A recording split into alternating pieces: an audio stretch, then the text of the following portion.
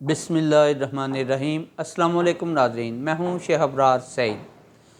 नाज़रीन, बहैसियत मुसलमान जब तक हमने इल्म व हिकमत, फ़लसफ़ा व दीगर तालीम के साथ अपना तल्लक बनाए रखा, हम अक़वाम आलम में मोहतरम ही नहीं ठहरे, बल्कि बहैसियत मुसलमान हमारे आबा व अजदाद को अक़वाम आलम की क़यादत की सआदत भी हासिल रही। लेकिन जब से हमने तालीम इल्म की जस्तजू के मैदान को खैरबाद कह दिया है, तो नाकामी, खजालत और ज़िल्लत हमारा मुकद्दर ठहरी हुई है। गुज़रे दिनों की बात है कि खलीफा हारून रशीद ने फ़्रांस के बादशाह किंग शार्लेमान को एक घड़ियाल तोहफ़े में भेजा। नाज़रीन, वो घड़ियाल 4 मीटर लंबा और पीतल से बना हुआ था। उसकी खूबी ये थी कि हर घंटा मुकम्मल होने के बाद उस घड़ियाल से एक गेंद बाहर आती, उसके साथ खूबसूरत घंटियाँ बजतीं और उस गेंद के पीछे पीछे एक घोड़ा बाहर आता।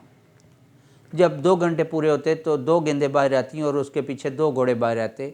जब 3 घंटे पूरे होते तो 3 गेंदें बाहर आती और 3 घोड़े उनके पीछे बाहर आते। इसी तरह जब 12 घंटे मुकम्मल होते तो उस घड़ियाल से 12 गेंदें बाहर नमूदार होती और उनके पीछे 12 घोड़े भी बाहर आते। किंग शार्लेमान इस घड़ियाल को देखकर हैरान व परेशान हुआ। उसे समझ नहीं आ रही थी ये साइंस है, टेक्निक है या कोई जादू है।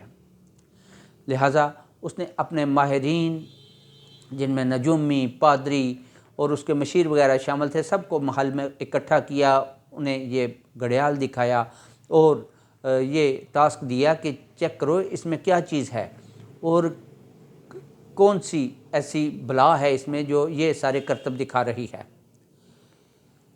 नाज़रीन, सेम हमारी तरह, जिस तरह आज हम बेइल्मी, लाइल्मी और साइंस से कोसों दूर, हर किस्म के बल्कि इल्म से दूर बैठे हुए जहालत की ज़िंदगी बसर कर रहे हैं और अंग्रेज़ या दूसरी अक़वाम की इजादात से फ़ायदा उठा रहे हैं, इसी तरह उस वक़्त पेरिस का भी हाल था।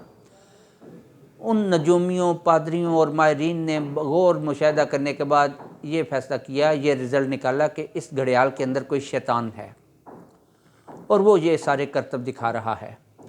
लिहाजा ये ऐसा ही फ़ैसला था जैसा कि बाद के मुस्लिम अकाबरीन ने, जब प्रिंटिंग प्रेस और लाउड स्पीकर ईजाद हुए तो जिस तरह के फतवे हमारे मुस्लिम अकाबरीन ने दिए, ये उसी तरह का एक फ़तवा था कि इस घड़ियाल में शैतान मौजूद है।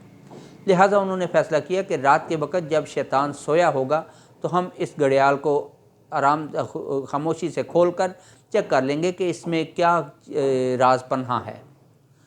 लिहाजा उन्होंने ऐसे ही किया कि रात के वक़्त बड़ी खामोशी के साथ उस घड़ियाल को खोला और जब खोल लिया तो उस घड़ियाल के अंदर तो एक मुख्तसर सी मशीनरी थी, उसके अलावा कुछ भी नहीं था और उन्हें बड़ी मायूसी हुई। लेकिन बदकिस्मती ये थी कि उनमें कोई भी इस काबिल नहीं था कि दोबारा उस घड़ियाल को फ़िट कर सके, यानी कि उसे बंद कर सके और उसकी असल हालत भी बरकरार रहे। पूरे पेरिस का हाल ये था कि कोई भी कारीगर ऐसा नहीं था, कोई भी आदमी ऐसा मौजूद नहीं था जो इस घड़ियाल को सही सलामत फ़िट करके बंद कर सकता और वो चालू हालत में भी रहता। और किंग शार्लेमान, जो कि बहुत पछता रहा था और अपनी इस हरकत पे नादम भी था कि उसने एक खूबसूरत तोहफ़ा किस तरह ज़ाया करवा दिया इन जाहिलों के हाथ में दे के, लेकिन मारे नदामत के वो खलीफतुल मुस्लिमीन को भी ये कहने की जसारत ना कर रहा था कि ये हम इस तोहफ़े के साथ ये कर बैठे हैं, इसका कोई हल निकालें और इसे दुरुस्त फरमवा दें। नाज़रीन, ये बिल्कुल वही सूरत हाल है जो आज हम में बहैसियत मुसलमान कौम हमारे साथ दरपेश है, यानी कि हम भी इल्म व हिकमत, साइंस और रिसर्च से कोसों दूर हैं, बल्कि ये सारी चीज़ें हमसे कोसों दूर हैं और हम उनसे लाबलत हैं।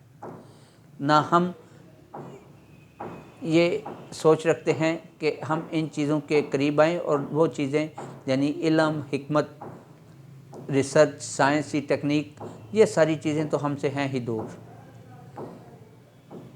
नतीजा ये निकलता है इस मुख्तसर सी कहानी का कि जब आप तगदो करते हैं, रिसर्च करते हैं, علم کی دنیا میں گامزن ہوتے ہیں، علم کی تلاش میں روگرداں ہوتے ہیں، تو علم کے ساتھ ساتھ بے شمار نعمتیں بھی خداوند کریم کی طرف سے آپ کی طرف لپکتی ہیں، اور جب آپ جستجو چھوڑ دیتے ہیں علم کی تو پھر یہ ساری نعمتیں بھی آپ سے روٹ جاتی ہیں۔